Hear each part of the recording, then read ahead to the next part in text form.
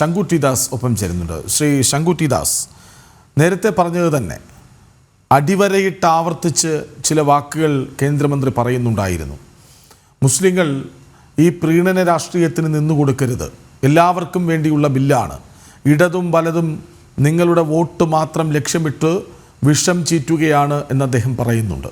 അതായത് ആ വാക്കുപാലിക്കലിലൂടെ, അത് ആവർത്തിച്ച് പറയുന്നതിലൂടെ ഇടതിൻ്റെയും വലതിൻ്റെയും പ്രീണന രാഷ്ട്രീയം, ദുഷ്ടലാക്ക് ഒക്കെ തുറന്നു കാട്ടുകയായിരുന്നു കേന്ദ്രമന്ത്രി. തീർച്ചയായിട്ടും അതെ. കഴിഞ്ഞ ദിവസം ബഹുമാനായിട്ടുള്ള പ്രധാനമന്ത്രി പോലും ഈ വഖഫിന്റെ മറവിൽ എങ്ങനെയാണ് ഇന്ത്യയിലെ മുസ്ലിം സമൂഹം വഞ്ചിക്കപ്പെട്ടത് എന്നതിനെ പറ്റിയും പറഞ്ഞിരുന്നു. നമുക്ക് ഇന്ത്യയിലെ തന്നെ ഏറ്റവും വലിയ സ്കാമുകളിൽ, കറപ്ഷനുകളിൽ പറയുന്ന ഒന്നാണ് കർണാടക വഖഫ് സ്കാം എന്ന് പറയുന്നത്. ഏതാണ്ട് 2 ലക്ഷം കോടി രൂപയുടെ തട്ടിപ്പാണ് കർണാടകയിലെ വഖഫ് ബോർഡിന്റെ നേതൃത്വത്തിൽ നടന്നത്.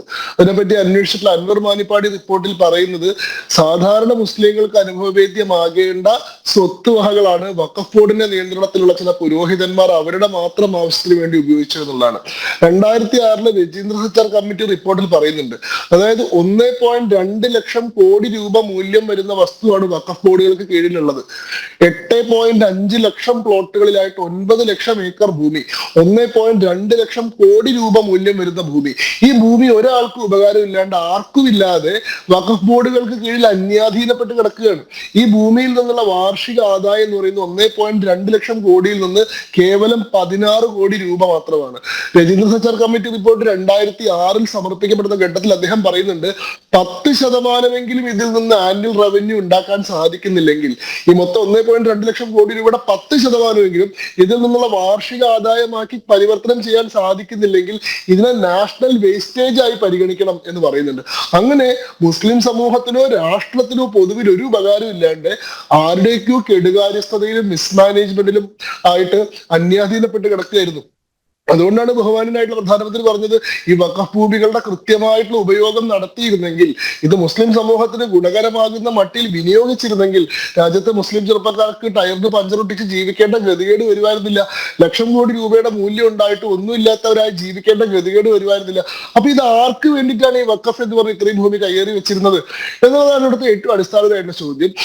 ഇത് നിങ്ങളുടെ എന്തോ മതപരമായിട്ടുള്ള അവകാശമാണ്, വഖഫ് നിയമം വരാതിരിക്കേണ്ടത് നിങ്ങളുടെ വിശ്വാസ സ്വാതന്ത്ര്യത്തിന്റെ പ്രശ്നമാണെന്നൊക്കെ പറഞ്ഞ് തെറ്റിദ്ധരിപ്പിച്ച് മുസ്ലിങ്ങളെ കലാപത്തിന് വേണ്ടി ഇറക്കി വിടുന്ന ആളുകൾ യഥാർത്ഥത്തിൽ മുസ്ലിം കോസിനെതിരെ പോലുമാണ് പ്രവർത്തിച്ചുകൊണ്ടിരിക്കുന്നത്. അപ്പൊ ബംഗാളിൽ നമ്മൾ കണ്ടുകൊണ്ടിരിക്കുകയാണ്, വഖഫ് ഭേദഗതി നിയമത്തിനെതിരെ നടക്കുന്ന രക്തരൂക്ഷിതമായിട്ടുള്ള കലാപം നമ്മൾ കണ്ടുകൊണ്ടിരിക്കുകയാണ്.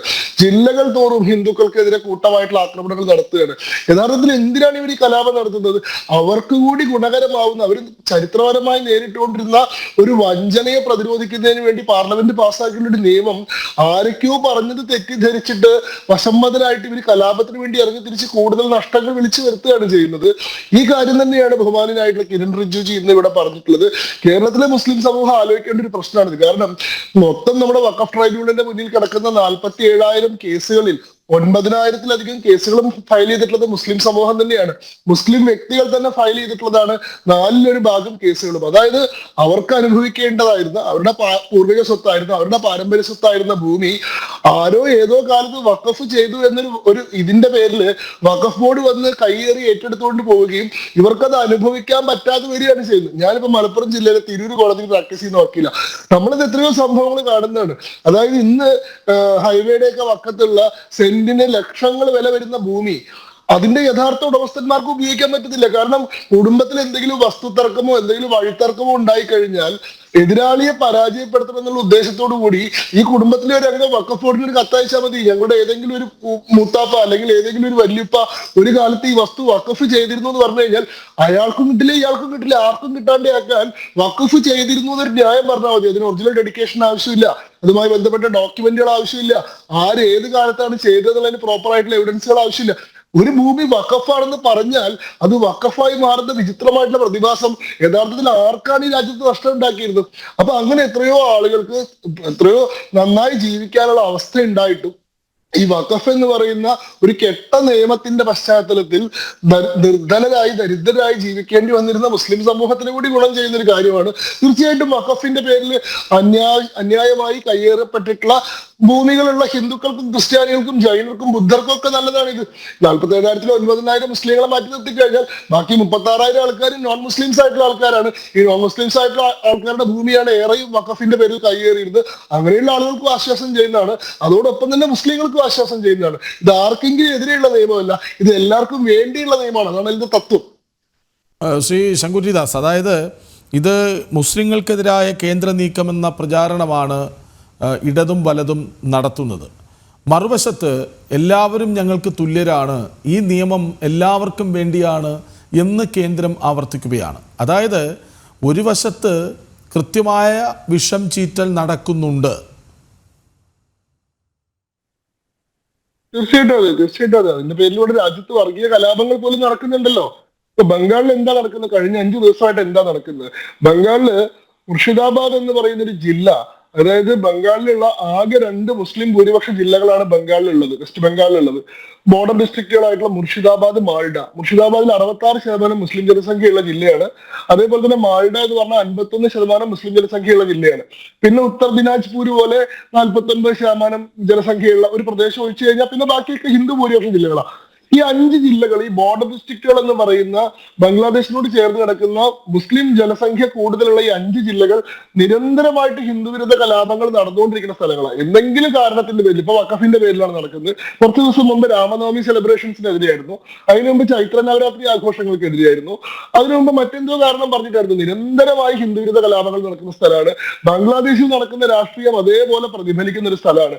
അവിടെയുള്ള ആളുകളെ, അവിടെയുള്ള മുസ്ലിങ്ങളെ ഈ വഖഫ് ഭേദഗതി നിയമം വന്നു കഴിഞ്ഞാൽ നിങ്ങളുടെ ആരാധനാ സ്വാതന്ത്ര്യം നഷ്ടപ്പെടും. നിങ്ങളുടെ പള്ളികളും നിങ്ങളുടെ മറ്റ് മസ്ജിദുകളും നിങ്ങളുടെ യത്തീംഖാനകളും നിങ്ങളുടെ മദ്രസകളും ഇതെല്ലാം കേന്ദ്ര സർക്കാർ വന്ന് പിടിച്ചുകൊണ്ടുപോകും. നിങ്ങൾക്ക് നോമ്പെടുക്കാനോ നിസ്കരിക്കാനുള്ള അവകാശം പോലും ഇല്ലാണ്ടാവുമെന്ന് പറഞ്ഞ് ഈ വിദ്യാഭ്യാസം ഇല്ലാത്ത ദരിദ്രരായിട്ടുള്ള സാധാരണക്കാരായിട്ടുള്ള ജനങ്ങളെ അവരെ മതപരമായി പ്രകോപിപ്പിച്ച് കലാപത്തിന് വേണ്ടി ഇറക്കി വിട്ടിട്ട് എന്താ സംഭവിച്ച്? മുർഷിദാബാദ് ഈ മുസ്ലിം ഭൂരിപക്ഷ ജില്ലയിലെ ഹിന്ദുക്കളുടെ ഭവനങ്ങൾ മുഴുവൻ ആക്രമിക്കപ്പെട്ടു. ഒരു സ്ഥലത്തെ കലാപത്തിൽ മാത്രം 3 ആൾക്കാർ കൊല ചെയ്യപ്പെട്ടു.